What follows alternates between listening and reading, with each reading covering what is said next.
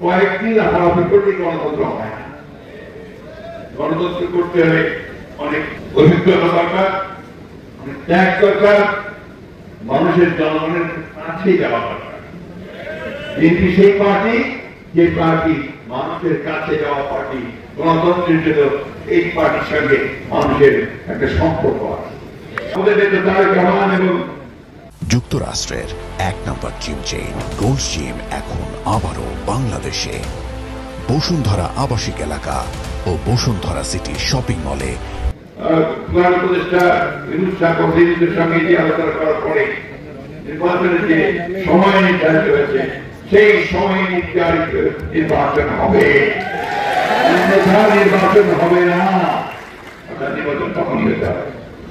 এক দুই, আমরা তন্ত্রকে কোন একটি নির্দিষ্ট দলের পকেটে নেওয়ার চেষ্টা করা হচ্ছে, এটাকে আমরা কোন মতেই বরদাস্ত করব না। সম্পূর্ণ নিরপেক্ষ আমলাতন্ত্র থাকতে হবে, সরকার থাকতে হবে নির্বাচনের সময়।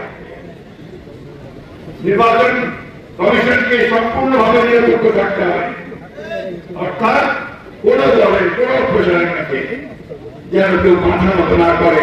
বিশেষ করে বর্তমান যে সরকার, সেই সরকারকে আবার বলতে চাই, একদম নিরপেক্ষতার ভূমিকা পালন করবেন, অন্যথায় আমরা সেটা মেনে নেব না, এই দেশের মানুষ সেটা মেনে নেবে না।